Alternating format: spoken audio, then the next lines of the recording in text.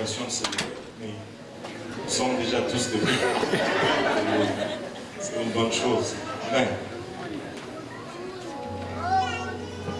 Nous allons maintenant, mesdames et messieurs,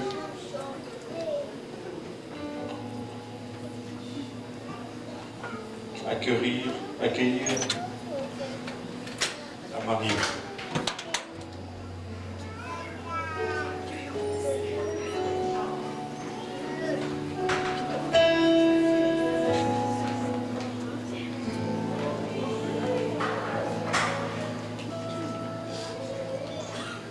Je te donne mon cœur, il ne m'appartient plus. C'est là que j'ai de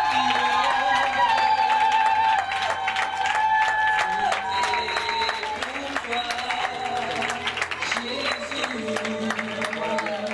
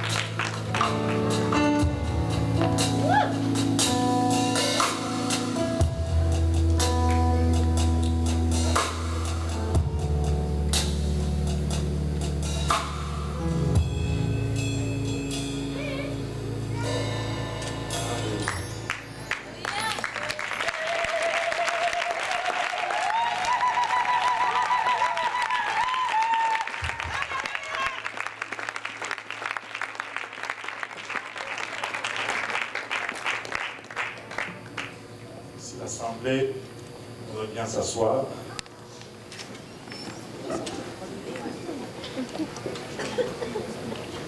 Alors, cher Avia, cher Paul, c'est à votre convocation que nous sommes réunis ici devant ces témoins et sous le regard de Dieu pour entendre vos vœux et célébrer votre union dans le lien sacré du mariage, selon l'ordonnance de Dieu et les lois de cette province, pour implorer également en votre faveur la bénédiction de Dieu. La parole de Dieu déclare que le mariage est un état saint qui doit être honoré de tous. C'est la plus ancienne des institutions divines, établie au temps de l'innocence humaine. Le mariage a été sanctionné et rehaussé par la présence du Christ au mariage de Cana en Galilée. Et l'apôtre Paul le compare à l'union mystique du Christ avec son Église. Le mariage est une institution sacrée, que tous le respectent et l'honorent comme tel, et que les époux restent fidèles l'un à l'autre, car le jugement de Dieu frappera les débauchés et les adultères, selon Hébreux 13, 4. Et c'est dans cet état honorable que ces deux personnes veulent maintenant entrer. Si donc quelqu'un connaît une raison valable qui puisse les empêcher d'être légitimement unis, qu'il la déclare maintenant ou qu'il se taise pour toujours.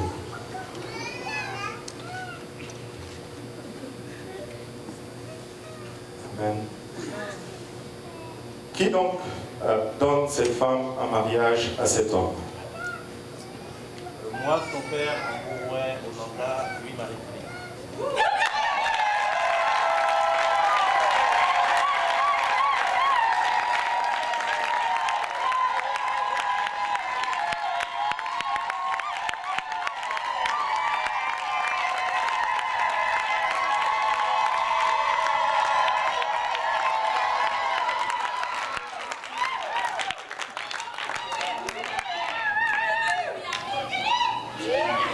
Nous allons prier. Éternel, nous te rendons grâce pour ton amour, ta bonté et ta fidélité. Te remercions, Éternel, pour ce moment précieux, moment important pour la vie à Hérode. Papa, en ce moment, nous savons que nous avons préparé, nous avons organisé. Si toi, tu ne prends le contrôle, Seigneur, nous n'avons pas compris le meilleur de notre potentiel. Ainsi, nous voulons t'inviter maintenant, Papa, de nous bénir avec ta présence, Papa, de rehausser, Papa, cette cérémonie avec ta sainte présence. Nous bénir tous ensemble, Papa, pour le restant de la cérémonie et le restant de la journée. Au nom de Jésus, nous te prions, avec action de grâce dans les cœurs. Nous disons tous au nom de Jésus.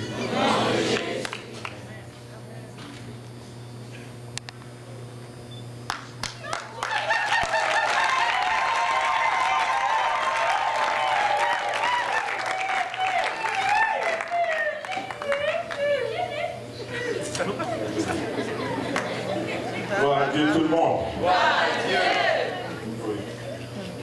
Et, il y a de ces traditions qui sont respectées aujourd'hui. Nous rendons grâce à Dieu pour cela. Et Marie est en retard. Et, ça nous a permis de profiter nos préparations. Amen. Et c'est toujours un grand honneur et un privilège de se tenir devant Dieu et devant la congrégation, les familles, pour unir deux personnes dans le lien du mariage. On aurait pu juste faire le cérémonial et partir ici, mais à la demande de Avia et Rol, on va partager la parole du Seigneur pour les prochaines 15 minutes et après on va procéder au cérémonial. Amen. Mais avant cela, je voulais dire peut-être une chose au sujet de Avia et de Roy. Amen. Je sais qu'aujourd'hui je peux parler, ils ne vont pas répliquer. Alléluia.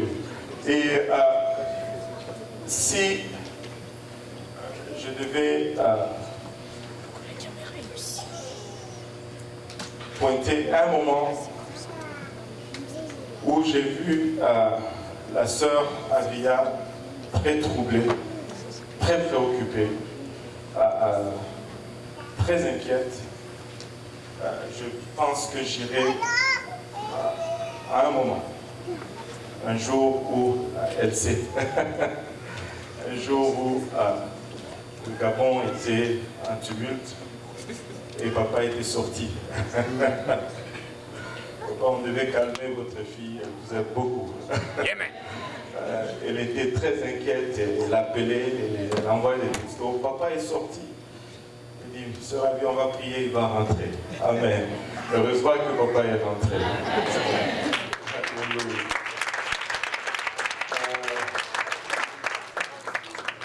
Maintenant, si je devais dire,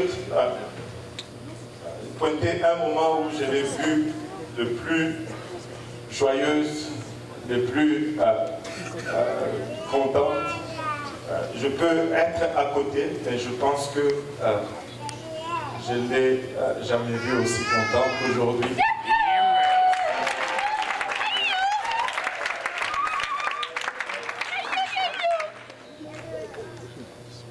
Maintenant, le frère Paul. Aïe, aïe, aïe, aïe.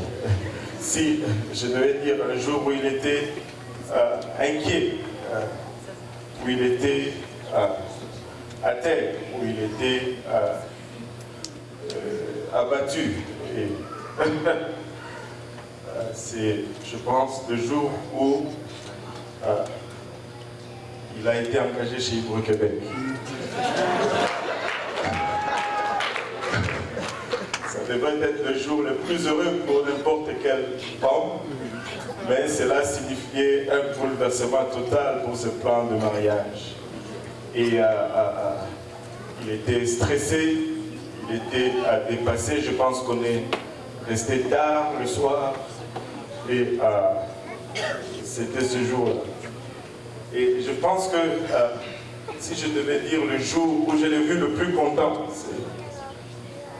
je ne dirais pas aujourd'hui. Mais je dirais que c'est le jour où ils ont eu la permission de célébrer le mariage avant d'aller au Gabon. Frère Paul sautait, il était, ça prenait une grande dose de Valium pour le calmer. Gloire à Dieu. Alléluia. Le Seigneur est bon, n'est-ce pas? Je veux vous parler, aujourd'hui le Seigneur m'a mis à cœur de vous parler sur l'épouse. Il y a plusieurs sujets dans la Bible qu'on pourrait regarder quand vient le temps de mariage. J'aime particulièrement le livre de Cantiques. C'est une belle histoire, une bonne illustration du désir que le Seigneur a d'entrer en relation avec nous. Nous pouvons regarder le livre d'Esther, un autre exemple de comment on entre en relation avec le Seigneur.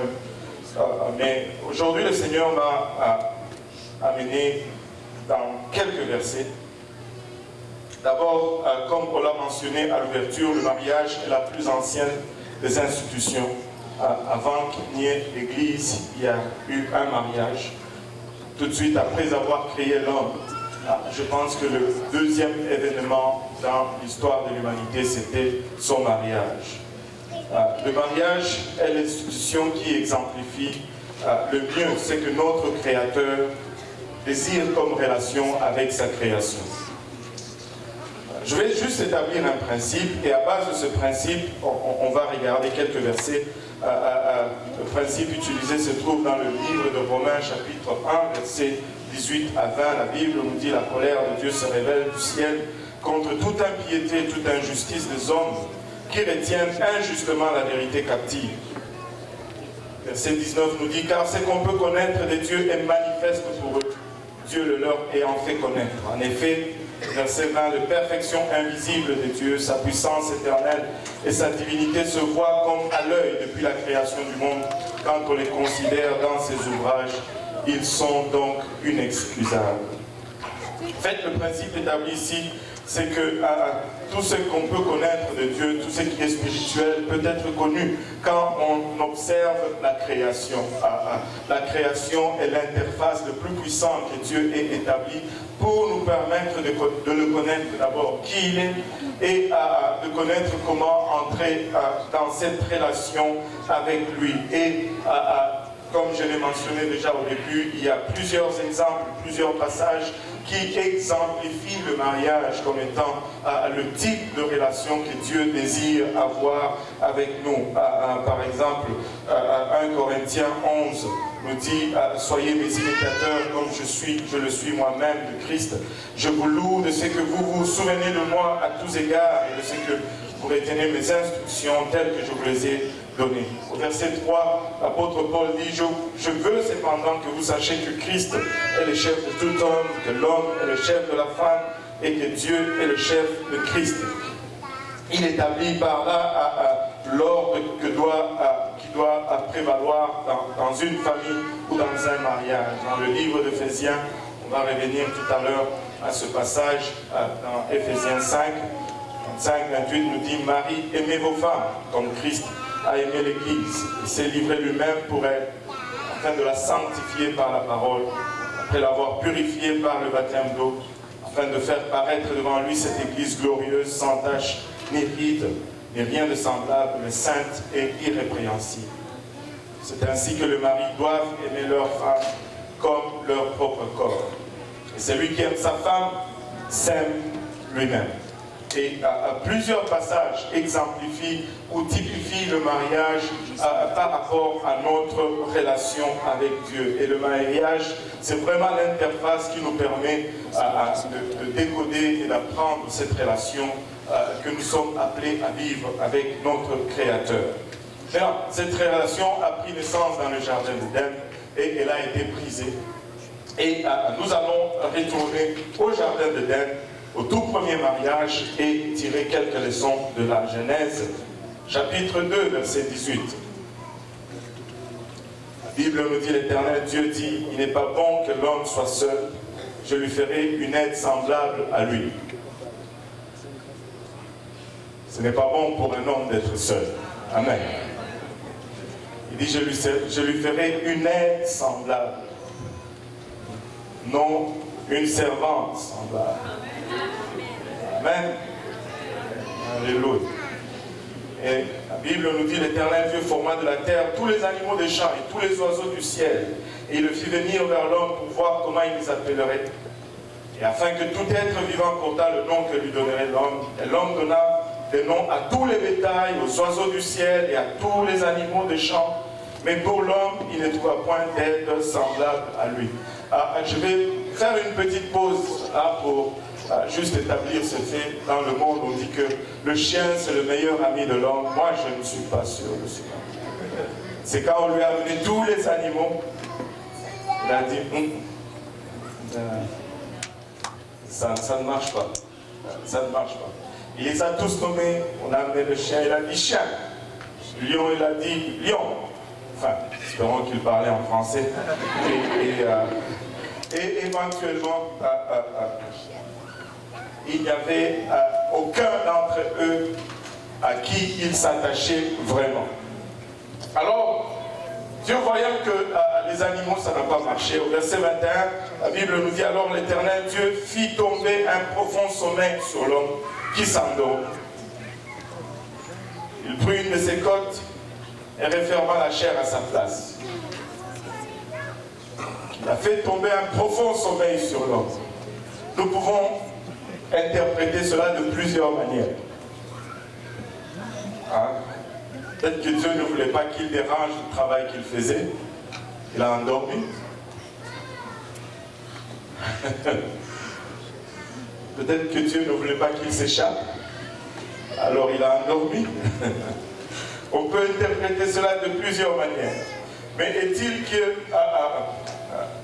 a pris une de ses côtes et referma la chair à sa place. Un de nos anciens disait, frère, faites attention de ne pas prendre la femme de quelqu'un d'autre, parce que si on essaie de la placer dans ta côte, elle ne va pas faire et ça ne va pas marcher. Il a pris une côte de l'homme et il a refermé la chair. L'Éternel Dieu forma une femme de la côte qu'il avait prise de l'homme et il l'amena vers l'homme. Là, l'homme se réveilla et il était marié. L'homme se réveilla, il était marié.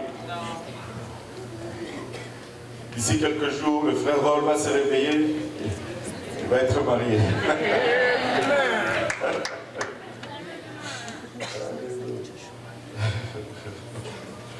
Et l'homme dit, voici cette fois celle qui est os de mes os et chair de ma chair. On l'appellera femme parce qu'elle a été prise de l'homme. C'est pourquoi l'homme quittera son père et sa mère et s'attachera à sa femme. Et ils deviendront une seule chair. Et ça pouvait être juste une façon de faire que Dieu a choisi, mais quand Dieu fait une première chose comme ça, si vous étudiez votre Bible, il établit toujours un schéma par lequel il va faire le reste des choses. Et comme on l'a souligné tout à l'heure, le mariage est vraiment l'exemple parfait de notre relation avec le Seigneur. Et tout comme Adam, notre Seigneur était endormi lorsqu'il était temps de lui faire une épouse. Tout comme c'était pour le premier mariage, pour ce mariage éternel. Notre Seigneur était aussi endormi lorsque on lui a fait son épouse. Jean chapitre 19, versets 32 à 35, la Bible nous dit, notre Seigneur étant déjà à la croix, ayant déjà rendu l'âme, la Bible nous dit, les soldats vinrent, donc ils rompirent les jambes au premier, puis à l'autre qui avait été crucifié avec lui. S'étant approché de Jésus et le voyant déjà mort, ils ne lui rompirent pas les jambes, mais un des soldats lui perça le côté avec une lance. Comme Adam, on a ouvert son côté pour sortir une des côtes. Au Seigneur aussi, on a ouvert le côté avec une lance. Et aussitôt, il sortit du sang, que tout le monde dise le sang. Il sortit de l'eau, que tout le monde dise de l'eau. Et c'est lui qui l'a vu, en a rendu témoignage, et son témoignage est vrai. Il s'agit, et il sait qu'il dit vrai, afin que vous croyiez aussi. Tout comme Adam, pour avoir son épouse, il a été endormi, et le côté a été sorti, a été ouvert. Et ce qui est sorti de ce côté a produit son épouse. Et tout comme pour Christ aujourd'hui, le côté a été ouvert lorsqu'il était endormi. Et ce qui est sorti a produit pour lui une épouse. Et cette épouse, c'est nul autre que l'Église que nous sommes, l'Église que vous êtes. Et l'Église est le type, la femme est le type de l'Église, et la femme est à l'homme, c'est que l'Église est à Christ. Et Christ a payé un prix pour avoir son Église, et son côté a été ouvert, et le sang en est sorti. Apocalypse 21 se réfère à cette épouse qui est sortie du côté du Christ. Nous dit au verset 10, et on va commencer à partir du verset 9, puis un de sept anges qui tenait de sept coupes remplies de sept derniers fléaux vint, et il m'adressa la parole en disant, viens, je te montrerai l'épouse, la femme de l'agneau. Et il me transporta en esprit sur une grande et haute montagne, et il me montra la ville sainte Jérusalem qui descendait du ciel d'auprès de Dieu, et en la gloire de Dieu. Son éclat était semblable à celui d'une pierre très précieuse, d'une pierre de jaspe transparente comme du cristal. Elle avait une grande et haute muraille, elle avait 12 portes, et sur les portes 12 anges, et de noms écrits, ceux de 12 tribus des fils d'Israël. À l'Orient 3 portes, au nord 3 portes, au midi 3 portes, et à l'Occident 3 portes. La muraille de la ville avait 12 fondements, et sur eux les 12 noms des 12 apôtres de l'agneau.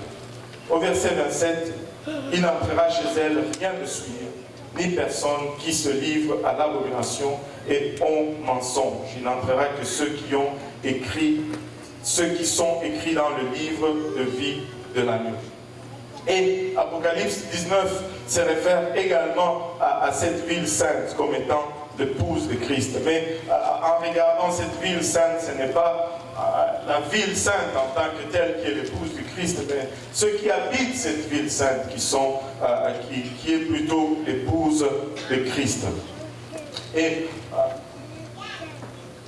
Adam, étant sorti de son sommeil, s'est retrouvé marié, vivant dans un environnement parfait, sans péché, dans un jardin où ils avaient accès à cette présence divine autant qu'ils voulaient.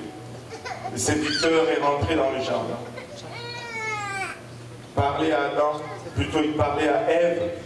Adam, son mari, n'était pas loin d'elle et a induit ainsi Ève à la désobéissance. Ève ayant désobéi à Dieu, ce lien ou cette relation a été brisée. Nous pouvons souligner quelque chose de particulier en ce qui concerne la vie dans le jardin. La Bible nous dit que elle donna du fruit à son mari qui était auprès d'elle et il en mangea.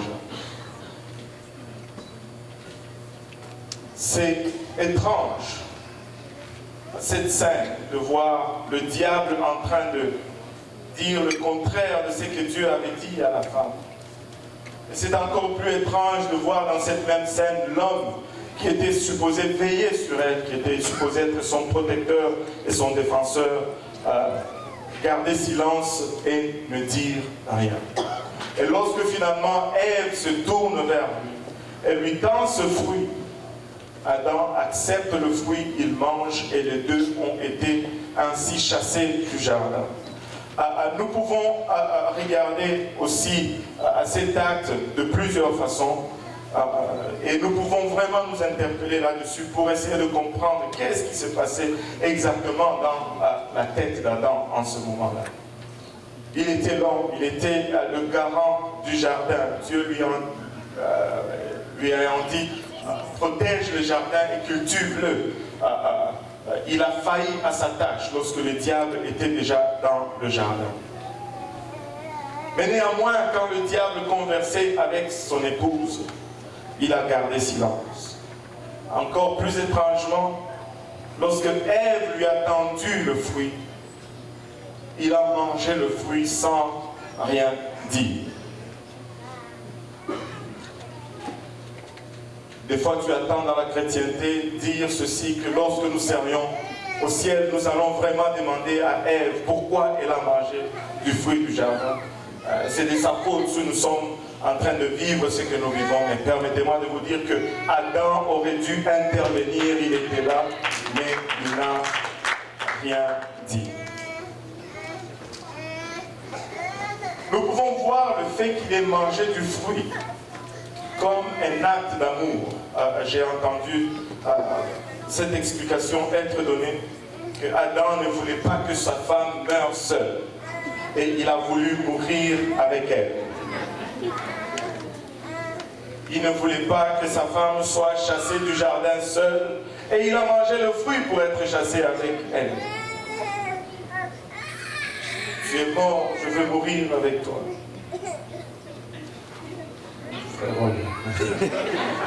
Alléluia. Et contrairement quand Christ se pointe sur la scène, lui qui est le deuxième Adam, la Bible nous dit là où le premier Adam a échoué, lui il a réussi. Lorsque l'offre lui était donnée à 3 reprises, après avoir jeûné 40 jours et 40 nuits dans le désert, il a dit non, non, non, il est écrit, il est écrit, il est écrit. Nous pouvons peut-être accuser, ou nous pouvons tenter d'accuser Christ, de dire qu'il n'a pas voulu mourir avec son épouse, il n'a pas voulu la suivre là où elle était, mais seulement vous dire que Christ a voulu faire mieux. Il n'a pas voulu mourir avec son épouse, il a voulu mourir pour son épouse. C'est une chose que de mourir avec son épouse, mais c'est une autre chose que de mourir pour son épouse. Il a dit, je vais mourir, mais pas avec elle, mais pour elle. Adam ayant mangé, il était corrompu. Il ne pouvait plus mourir pour elle. Et il est mort avec elle. Christ étant venu, il a dit, Adam a échoué, mais moi je vais réussir. Je ne veux pas mourir avec elle, mais je veux mourir pour elle. Ainsi, il est allé à cette croix pour vous et moi. Quand il était à cette croix, ce n'était pas pour les péchés qu'il a commis, mais c'est pour les péchés que nous allions commettre. Quand il est allé sur cette croix, il vous avait, vous et moi, dans sa pensée. Quand il est allé à cette croix, c'est votre place et ma place qu'il a pris à cette croix. Parce que nous avions mérité la croix, mais lui, il ne l'a pas mérité. Ainsi, regardez, Ève est sortie de la côte d'Adam. L'Église est sortie des côtes de Christ. Il y a un passage intéressant dans le livre de 1 Jean, chapitre 5, il dit ceci: quiconque croit que Jésus est le Christ est né de Dieu. Quiconque aime celui qui l'a engendré aime aussi celui qui est né de lui. Nous connaissons que nous aimons les enfants de Dieu lorsque nous aimons Dieu et que nous pratiquons ses commandements, car l'amour de Dieu consiste à garder ses commandements, et ses commandements ne sont pas pénibles. Parce que tout ce qui est né de Dieu triomphe du monde, et la victoire qui triomphe du monde, c'est notre foi. Qui est celui qui a triomphé du monde, sinon celui qui croit que Jésus est le Fils de Dieu? Regardez le verset 6. C'est lui, Jésus-Christ, qui est venu avec de l'eau et du sang. Non avec l'eau seulement, mais avec l'eau et avec le sang. Et c'est l'Esprit qui rend témoignage, parce que l'Esprit est la vérité. Christ est venu avec l'eau et avec le sang, et l'Esprit rend témoignage. Également, si nous voulons rentrer dans cette église, si nous voulons rentrer dans cette nouvelle Jérusalem, nous devons devoir passer par l'eau et par le sang. C'est particulier. On a encore le verset 6. C'est lui, Jésus-Christ, qui est venu avec l'eau et du sang, non avec l'eau seule. Non avec l'eau seulement. Vous savez, quand il y a seulement l'eau et qu'il n'y a pas de sang, Jésus n'est pas encore. Ça prend l'eau et le sang. Et l'écrivain Jean, qui était inspiré, quand il dit avec l'eau seulement, c'est parce qu'il savait qu'à une époque donnée, dans le futur, il arrivera à un moment où on va se défaire du sang et qu'on gardera seulement l'eau. Mais laissez-moi vous dire que Christ n'est pas venu avec l'eau seulement, il est venu avec l'eau et avec le sang. Et ça prend le sang, car sans effusion de sang, il n'y a point expiation de péché. Maintenant tu dis, mais pasteur, comment est-ce que je peux avoir accès à ce sang? L'eau, nous savons que nous l'avons. Il y a toute une piscine en arrière, plein d'eau, cela que nous baptisons les gens. Nous savons qu'il y a l'eau. Est-ce qu'il y a le sang de Jésus-Christ dans cette eau? Je vais te dire avec force, oui, il y a le sang de Jésus-Christ dans cette eau, dépendamment comment tu pratiques ton baptême. Dans Acte 5, les apôtres étaient interpellés pour avoir prêché Jésus-Christ. Ils ont été mis en prison, l'ange est venu les délivrer et ils sont retournés dans le temple. Et par la suite, le Sanhédrin, ils ont convoqué et leur ont donné cette réprimande. Vous allez arrêter de prêcher dans ce nom. En d'autres termes, ils pouvaient prêcher, sauf au nom de Jésus-Christ. Pourquoi? Et ils ont continué en disant, parce qu'à chaque fois que vous prêchez en ce nom, vous faites venir son sang sur nous. Il est venu avec l'eau et le sang. Acte 10, 43 nous dit, quiconque croit en lui reçoit par son nom le pardon des péchés. Et la Bible nous dit, sans effusion de sang, il n'y a point de pardon des péchés. Et si j'établis mes équations correctement, comme on l'a pris en mathématiques, le nom amène le sang. C'est pourquoi quand tu rentres dans l'eau, il faut que le nom de Jésus-Christ soit invoqué sur toi dans les eaux du baptême. C'est le nom qui amène le sang. Sans le sang, il n'y a pas de pardon de péché. Et quand son nom est invoqué sur moi, je porte ce nom de famille. Mon nom n'est plus Dieudonné Kaosi seulement. Mon nom c'est Dieudonné Kaosi Jésus. Amen. Comme aujourd'hui, après le mariage, la sœur Avia ne sera plus Avia Onanga, elle va être Avia Kumba. Elle va changer de nom. Quand tu épouses quelqu'un, tu portes le nom de famille de l'époux. Et l'épouse de Christ va également porter le nom de Christ. Amen. L'épouse de Christ. Aujourd'hui, la sœur Avia va devenir l'épouse de rôle comme l'Église est l'épouse de Christ. Amen. C'est ce que j'avais à partager avec vous. Avant d'aller plus loin, on va donner juste quelques conseils matrimoniaux et on va pouvoir faire la partie cérémoniale. Le livre de Proverbes nous dit ceci. Proverbe 18, 22. Celui qui trouve une femme trouve le bonheur. C'est une grâce qu'il obtient de l'Éternel. Amen. Le frère l'a cherché, il a cherché, il a cherché. Je pense que ses recherches ont abouti aujourd'hui. Et qu'il a trouvé le bonheur. Et que c'est une grâce qu'il obtient de la part de l'Éternel. Nous avons lu tout à l'heure quelques passages auxquels nous allons revenir ici. Il y a des conseils qui sont donnés dans la Bible aux deux, amen, à l'homme ainsi qu'à la femme. On va commencer avec l'homme, comme galanterie oblige. Ephésiens 5, versets 25 à 31. Très souvent, quand j'arrive à cette partie, je me fais huer trop vite. Mais si vous m'accordez le bénéfice du doute, ça va tout être pour notre bien. Amen. Oh boy, ça va être chaud.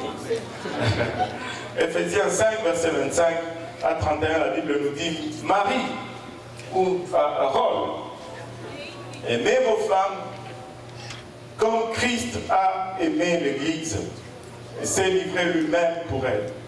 La Bible ne nous demande pas seulement d'aimer nos femmes, mais nous donne un exemple de comment les aimer. C'est-à-dire comme Christ a aimé l'Église et s'est livré lui-même pour elle. Le verset 26 nous dit, or de même que l'Église est soumise à Christ,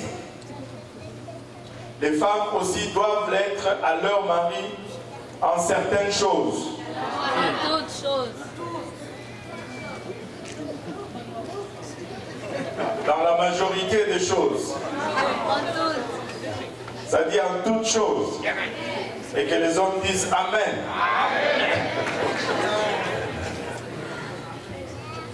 C'est là où je perds toutes les dames. Faites-moi confiance. Ça va tourner à votre avantage. Amen. La femme doit être soumise à l'homme en toutes choses. Amen. Car le mari est le chef de la femme.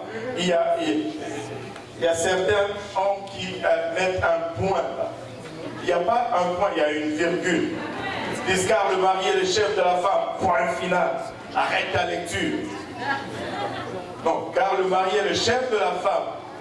Comme Christ est le chef de l'Église, qui est son corps et dont il est le sauveur. La chefferie de Christ sur l'Église n'est pas du tout à ce que nous en avons fait dans le monde. il est le chef de l'Église qui est son corps et dont il est le sauveur. C'est-à-dire, si tu veux être le chef de ton épouse, il faut que tu sois là pour la sortir de tous les troubles, peu importe.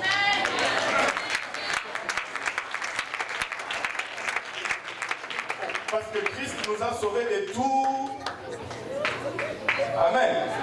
Et c'est à l'exemple de Christ que nous sommes. Alléluia. Maintenant, le verset 24 nous dit femmes, soyez soumises à vos maris, comme au Seigneur. Amen. C'est un passage difficile à prêcher dessus aujourd'hui en 2018 au Canada. Mais laissez-moi vous dire que ça reste l'actualité. Amen. Femmes, vous devez être soumises à vos maris, comme au Seigneur. Et que toutes les femmes disent Amen. Amen. Alléluia. Aujourd'hui, on a une bonne participation. Alléluia. Le verset... je pensais qu'on était déjà au verset 26, 27, je pense. En vous soumettant, rendez...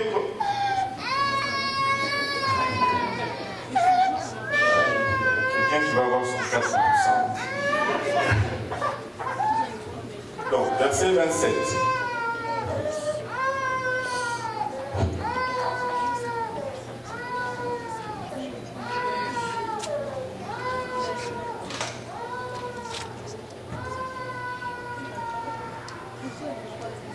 Oh non, non, c'est bon, c'est moi qui a inversé.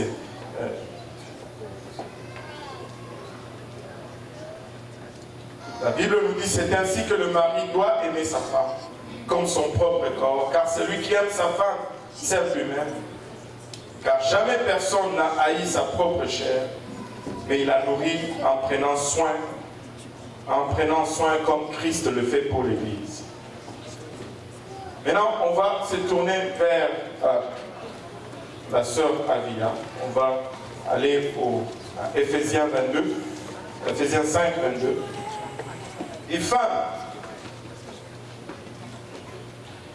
que chacun soit soumise à son mari, comme au Seigneur. Car le mari est le chef de la femme, comme Christ est le chef de l'Église, qui est son corps, et dont il est le sauveur. Je pense qu'on a inversé complètement. Or, de même que l'Église est soumise à Christ, les femmes aussi doivent l'être à leur mari en toutes choses. C'est ce qu'on a dit tout à l'heure. Vous m'avez perturbé en haut. Je pense que je vous ai donné le mauvais verset et je suivais à l'écran. Mais ce n'est pas grave. On va aller dans Éphésiens 5, 25. Marie, aimez vos femmes. Alléluia. Comme Christ a aimé l'Église et s'est livré lui-même. Comme s'est livré lui-même pour elle. Verset 26. Afin de la sanctifier par la parole, après l'avoir purifiée par le baptême d'eau. Verset 27. Afin de faire paraître devant lui cette Église glorieuse, sans tache ni ride, ni rien de semblable, mais sainte et irrépréhensible. Maintenant, comment cela fonctionne? Parce que quand on demande à la femme d'être soumise, on a une réaction violente. On ne veut pas cette soumission. C'est si on regarde à la façon de la chefferie mondaine, on ne veut pas se soumettre. Mais la Bible se tourne vers l'homme et lui dit, homme, tu dois aimer ta femme comme Christ a aimé l'Église et s'est livré lui-même pour elle. En d'autres termes, tu dois mourir pour ta femme. Elle doit se soumettre à toi, mais tu dois mourir pour ta femme. Et permettez-moi de vous dire ceci, nous voulons très souvent changer un côté de l'équation et garder le côté qui nous concerne. On veut la soumission, mais on ne veut pas mourir. Et de l'autre côté, on veut que le mari meure, mais on ne veut pas se soumettre. Mais si le mari meurt, c'est très facile de se soumettre à quelqu'un qui est mort. Amen. Et si la femme est soumise, c'est facile de mourir pour quelqu'un qui est soumise. Tu ne veux pas mourir pour quelqu'un qui se rebelle contre toi. Amen. Mais si nous gardons les deux côtés de l'équation, nous allons avoir un mariage équilibré. Nous allons avoir un mariage qui fonctionne. Le monde est devenu très intelligent, mais laissez-moi vous dire ceci, que nous ne pouvons pas mettre au défi l'omniscience de Dieu. Dieu connaît toutes choses, sa connaissance dépasse tout ce que nous pouvons accumuler comme connaissance, même à travers l'éternité. Amen. S'il a établi ces choses comme ça, c'est parce que ça fonctionne à son meilleur de cette façon. Si nous gardons la soumission d'un côté, nous allons avoir la mort d'un côté. Et si nous avons la mort de l'autre côté, nous allons avoir la soumission de l'autre. En fait, on n'entre pas dans le mariage pour soi-même, on entre dans le mariage pour l'autre. Si tu recherches le bonheur de ton partenaire et que ton partenaire recherche ton bonheur, vous allez arriver à un équilibre solide que le monde ne peut détruire. Si nous pouvons juste bâtir selon le plan du concepteur, nous allons voir notre mariage prospérer, productif, paisible et avancé. Et nous allons venir à bout de tout défi. Concrètement, qu'est-ce que cela signifie aujourd'hui? Concrètement, cela signifie ceci. Frère Vol, tout à l'heure, tu vas te réveiller. Et ta vie ne sera plus la même.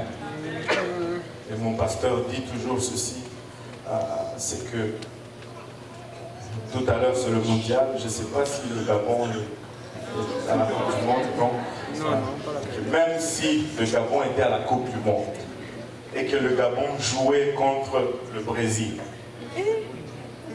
et que c'est l'heure du match et que Avi a dit je veux aller chez Walmart acheter des épices. Tu vas à Walmart acheter des épices. Amen. Amen.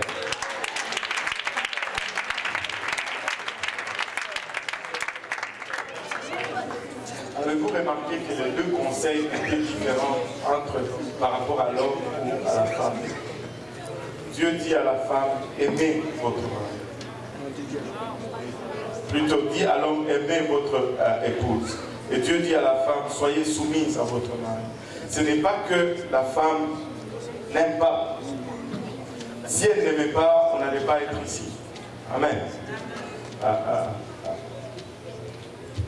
C'est parce que Dieu n'a pas besoin de dire à la femme d'aimer. Elle a déjà un cœur tendre qui aime naturellement. Alléluia. Mais elle doit être toujours rappelée et rassurée de l'amour de son mari. Ainsi, frère Raoul, encore un autre type. Tu dois dire à la sœur Avia, je t'aime tous les jours. Et certains jours, tu dois le dire plus qu'une seule fois. Mais il ne faut pas juste dire je t'aime.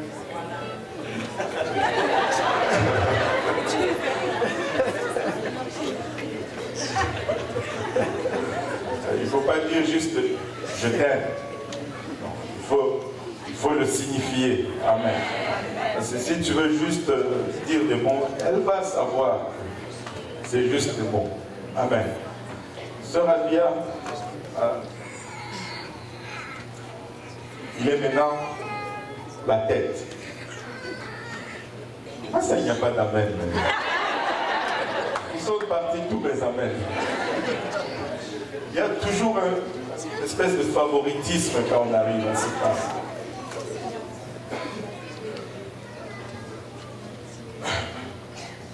On va conclure ceci avec cette histoire qu'on raconte à tous les mariages ici à l'église. Mon pasteur la raconte, je la raconte toujours. C'est un couple qui est, après 20 ans de mariage, ils sont retrouvés dans le bureau du pasteur. Et la dame était très fâchée. Et là, le pasteur le fait asseoir. C'est quoi le problème? Et la femme s'est plainte. Et puis en plus, elle dit, il ne m'a jamais dit qu'il m'aimait. Et le pasteur dit, attends, ça fait combien de temps? Il dit, depuis le jour de notre mariage, c'est le seul jour qu'il m'a dit qu'il m'aimait. Depuis. Et le pasteur était renversé. Il dit, mais ça fait 20 ans que vous êtes là. Dans 20 ans, il n'a jamais dit qu'il t'aimait. Il dit non. Elle dit non, il ne m'a jamais dit. Il se retourne vers le mari. Il dit, mais qu'est-ce qui se passe? Tu n'as jamais dit à ta femme que tu l'aimais? Et le monsieur, un air très stoïque, les bras croisés, il dit non. Le pasteur ne comprenait pas. Il dit, mais pourquoi? Il dit, le jour de notre mariage, je lui ai dit que je l'aimais. Quand je le disais, j'étais sérieux. Si j'ai changé d'avis, je vais le lui dire. Ça ne va pas tellement marcher comme ça dans le mariage. Alléluia. Vous savez, une femme, un homme, on dit femme, homme, c'est au-delà de la culture, c'est la nature. Qu'on soit africain, des fois on dit, ah, nous les Africains, on ne dit pas je t'aime. Il faut dire je t'aime. Même si vous êtes africain. Parce qu'il est question de la nature et non de la culture. Une femme africaine est créée de la même façon qu'une femme canadienne.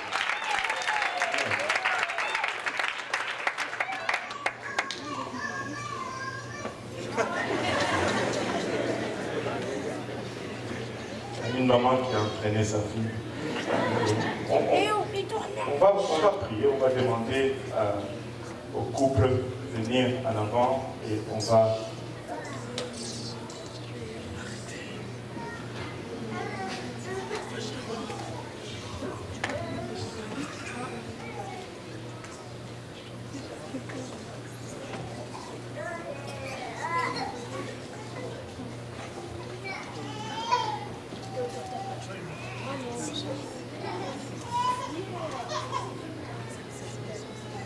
va prier d'abord. Amen.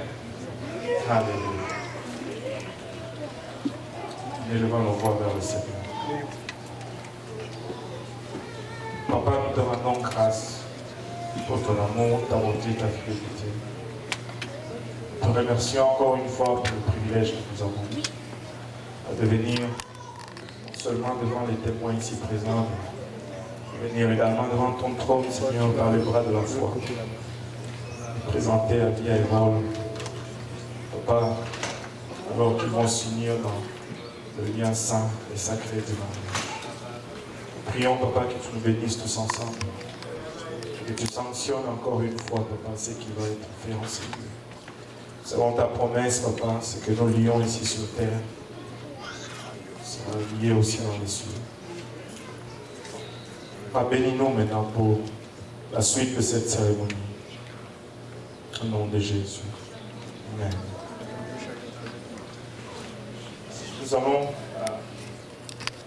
maintenant entendre les vœux des deux mariés.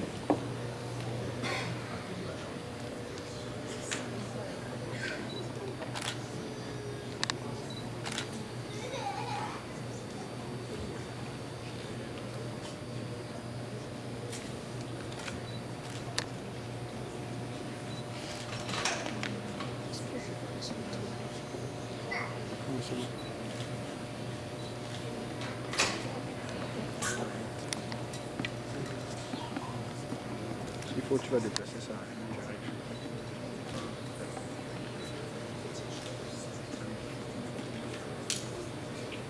Alléluia.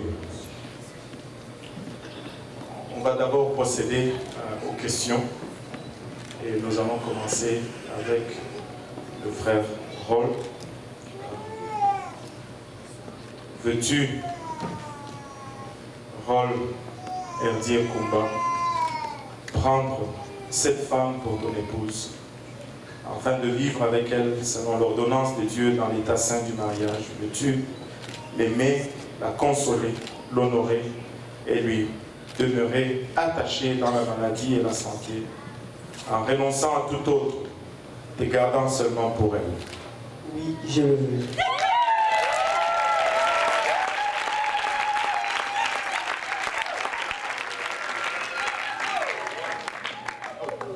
Veux-tu, Avia Olembino Onanga, prendre cet homme pour ton mari, afin de vivre avec lui selon l'ordonnance de Dieu dans l'état saint du mariage? Veux-tu l'aimer, lui demeurer soumise, le consoler, l'honorer, lui demeurer attaché dans la maladie et la santé, en renonçant à tout autre, te garder seulement pour lui? Oui, je le veux.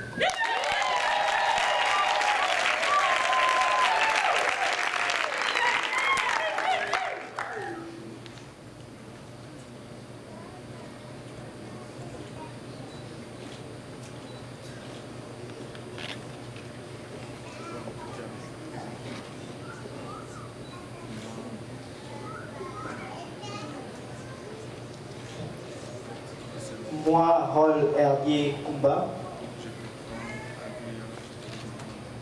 je te prends Avia Olembino Onanga pour ma femme et mon épouse légitime. Je promets devant Dieu que je te garderai dès aujourd'hui dans les bons et les mauvais jours, dans la prospérité et dans la détresse, dans la santé et dans la maladie. Je promets de t'aimer et de te chérir jusqu'à ce que la mort nous sépare. Je le déclare solennellement.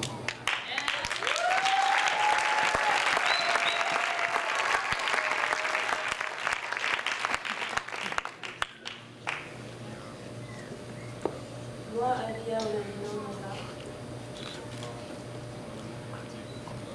je te prends Rol Herbier Kumba pour mon mari et mon époux légitime.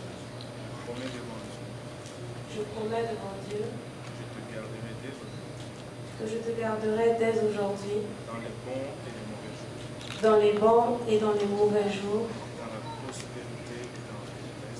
dans la prospérité et dans la détresse, dans la santé et dans la maladie. Je promets de t'aimer et de te chérir jusqu'à ce que la mort nous sépare. Je le déclare solennellement.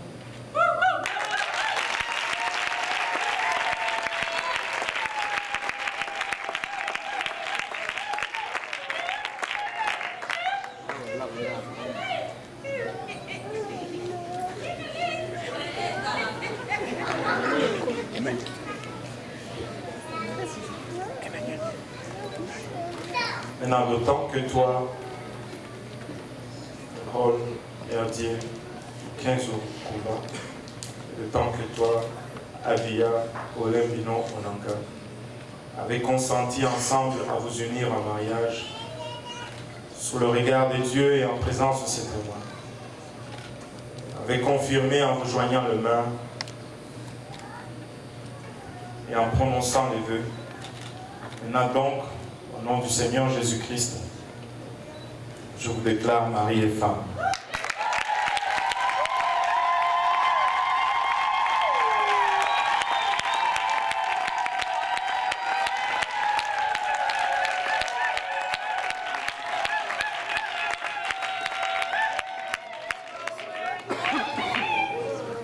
Que l'homme donc ne sépare pas ce que Dieu a eu.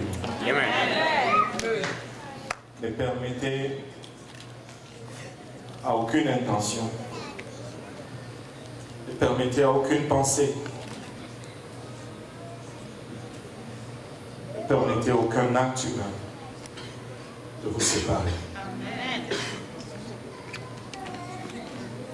Nous allons prier.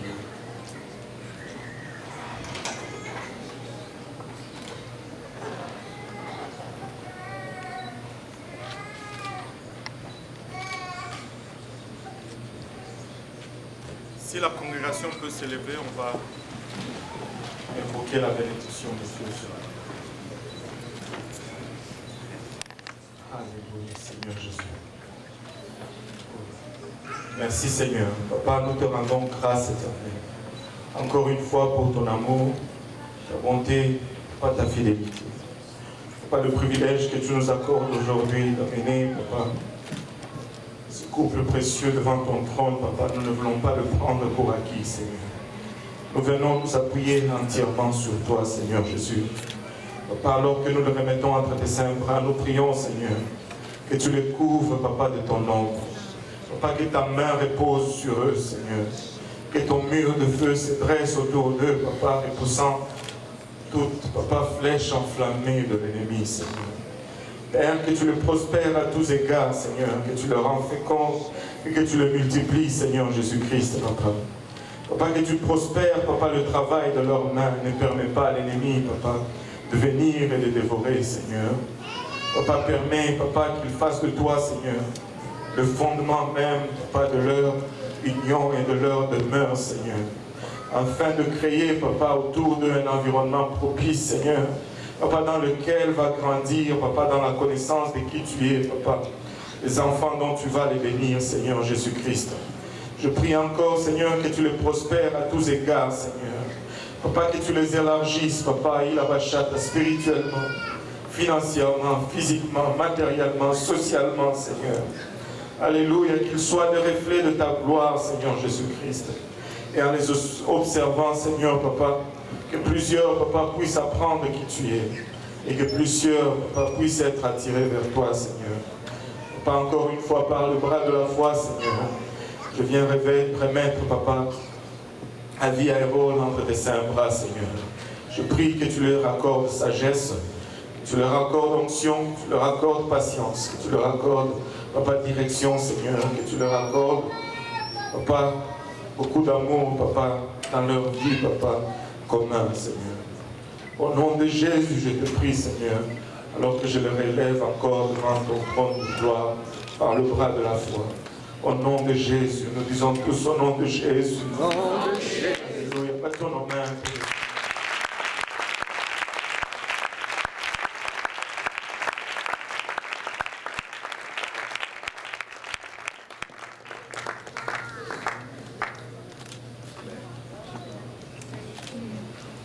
Alléluia.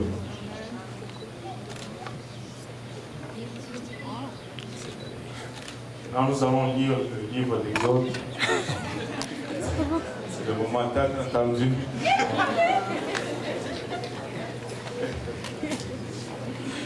Alléluia.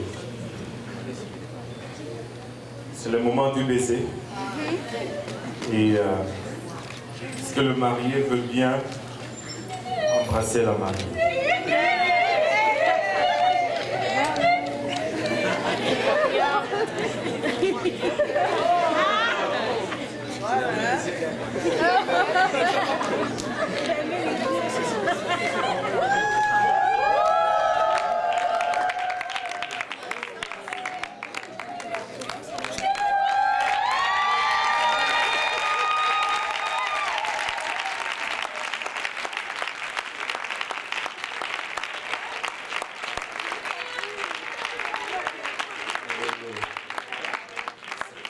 Légal. Je pense que la sœur aînée n'a pas vu.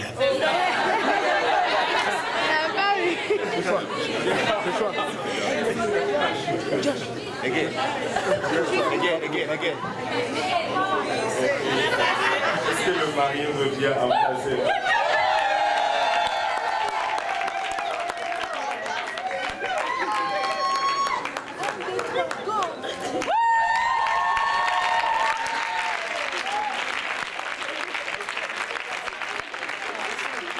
Nous allons prononcer une bénédiction sur eux avant la signature de papier officiel du gouvernement.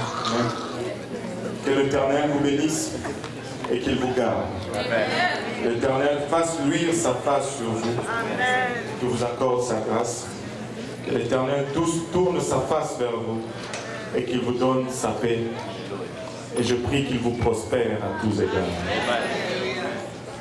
Si la congrégation veut bien s'asseoir, est-ce qu'on peut applaudir pour les...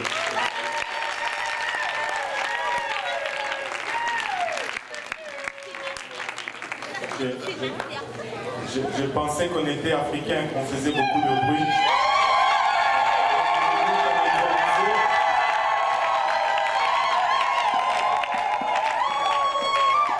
On va juste procéder à la signature du document officiel.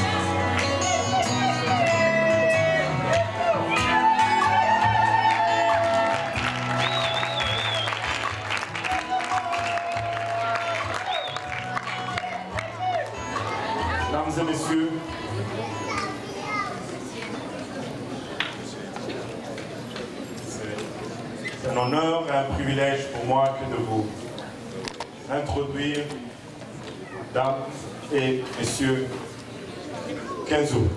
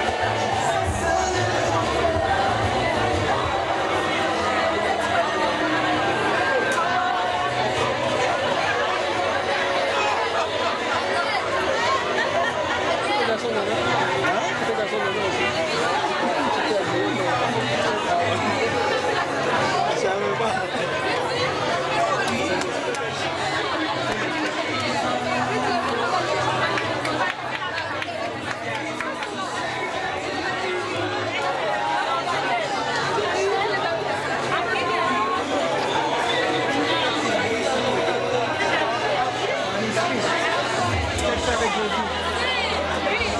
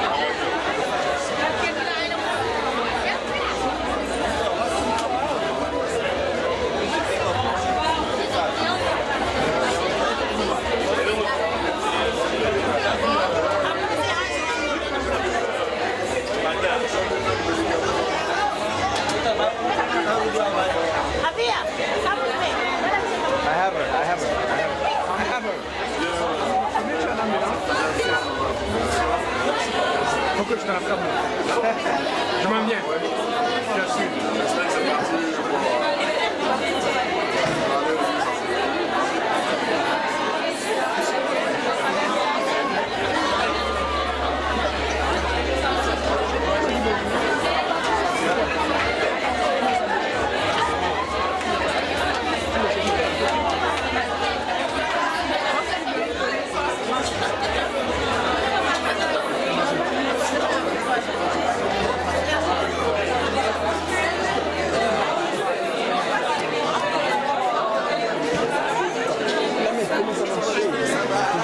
C'est la mer. Le mariage, on a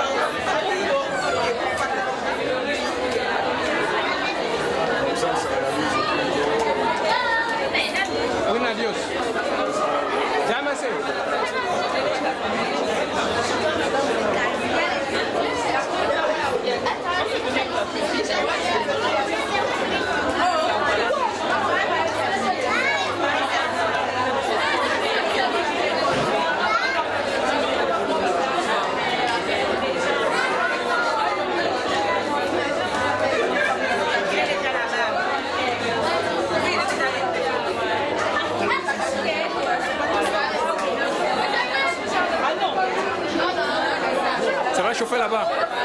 Ça va chauffer là quoi? Tu peux pas tes pieds et les pichenettes. Ça va chauffer, ça fait longtemps qu'un château robot.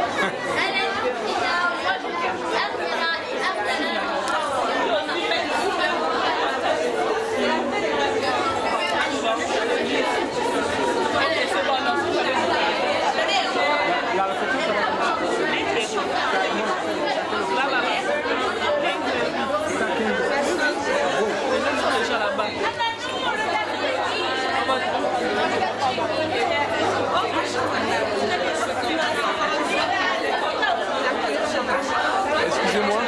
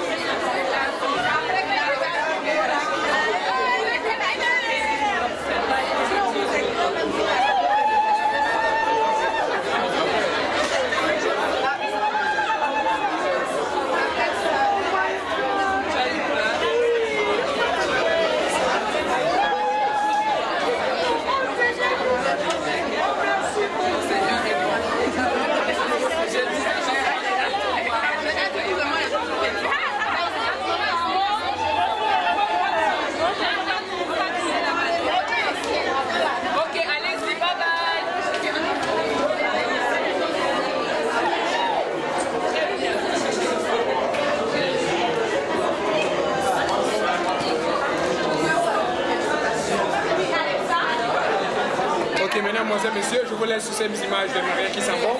Écoutez, nous allons prendre juste une pause tous ensemble. Tout le monde va prendre une pause. C'est juste le temps de se déplacer à la salle de réception. Et nous sommes de retour dans 30 minutes, 1h max. Ne vous en allez pas, nous allons couper juste pour maintenant. Revenez sur YouTube et sur le stream.